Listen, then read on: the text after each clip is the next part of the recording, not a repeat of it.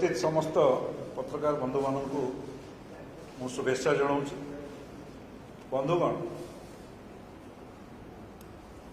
विगत किछि मास धरी राज्य रे राज्यवासी सुरक्षा ये गोटे प्रश्नवाची सृष्टि करिछि। अराजकता व्यापी, लॉलेसनेस राज्य में देखा दी। से कैबिनेट मंत्री हत्याकांड हो परे परे अपहरण एवं मृतदेह मिलवा हो एवं राज्य में विभिन्न प्रांतर रे जो भली अभावनीय घटना घटुची ये प्रमाण करुची लॉलेसनेस राज्यर स्थिति। रामनवमी और हनुमान जयंती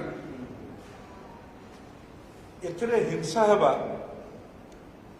और सेथिपे दायी आयोजककारी ये कौन सूचना दूची?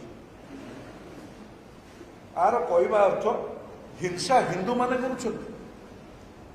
ताहले जो माने 12 तारीख दिन संबलपुर रे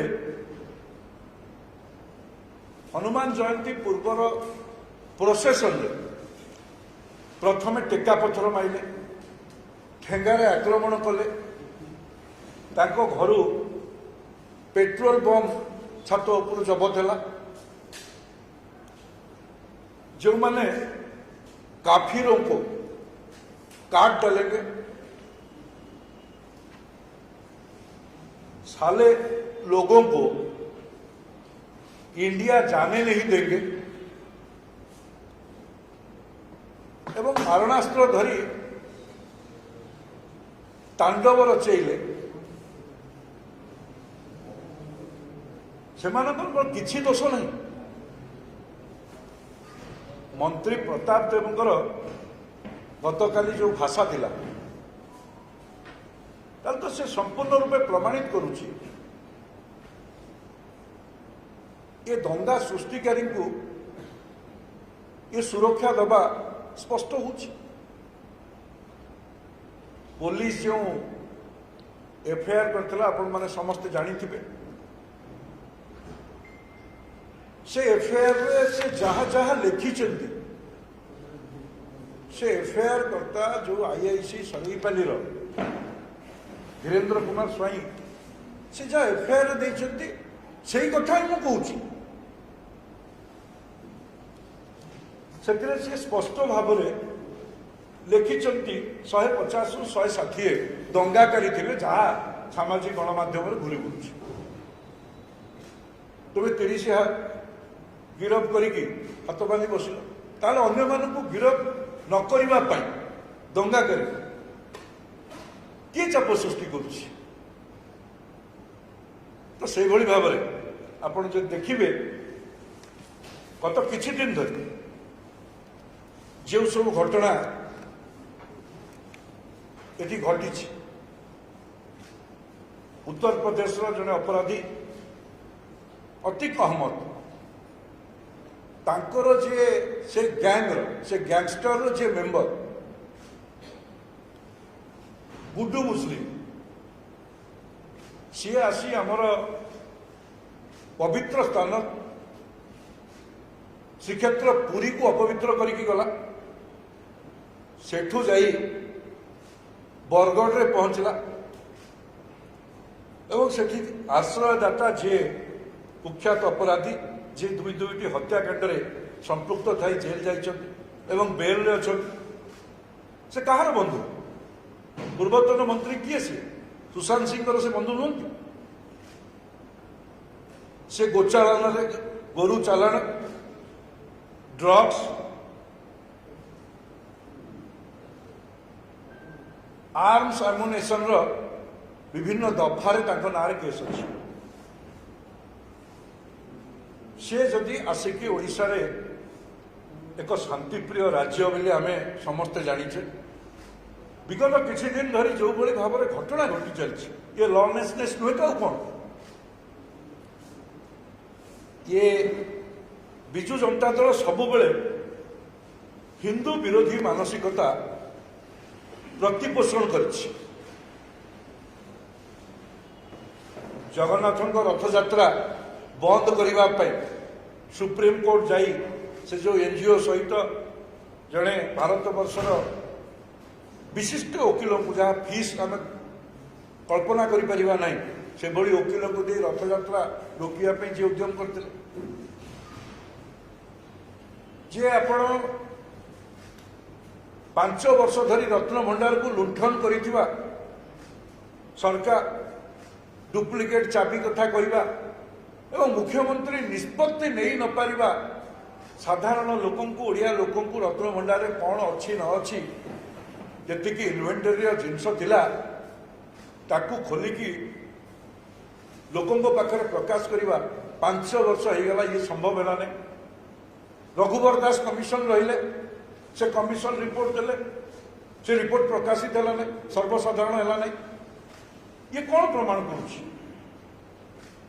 ओडिया जातिर अस्मिता महाप्रभु जगन्नाथ प्रति एभली हो गया एभली अन्याय ये हिंदू विरोधी मानसिकता नुहे तो कौन। गत 15 दिन तले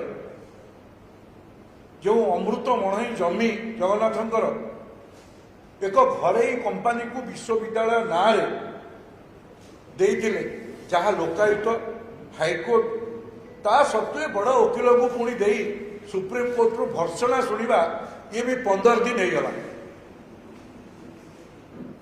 ताकू मध्य जनसाधारण जो जमी जगन्नाथ खाता को फेरला नहीं ये कौ मानसिकता ये हिंदू विरोधी मानसिकता नुहे कि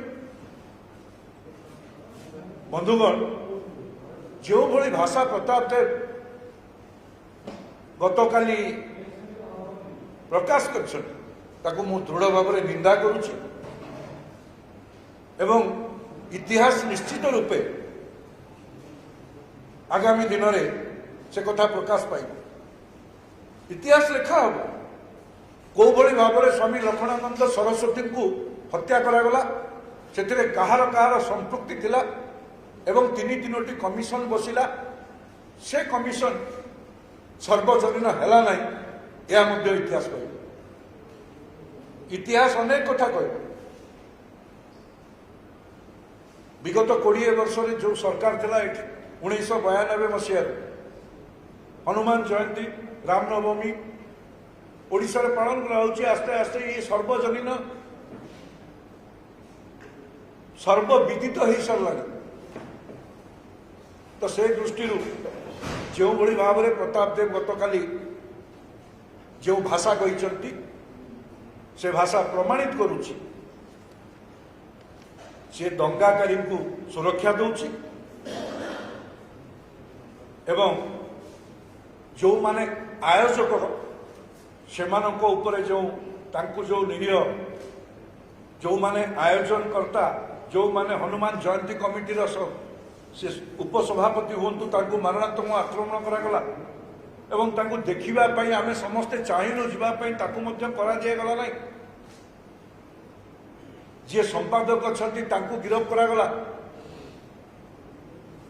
ये निश्चित रूपे ये घटना को मु निंदा करुच्ची आ सरकार तांकर जो उच्चारण एवं आचरण उच्चारण आचरण भितर जो दोमुहा नीति रोची आपको मध्य मु निंदा करुच्ची तो से दृष्टि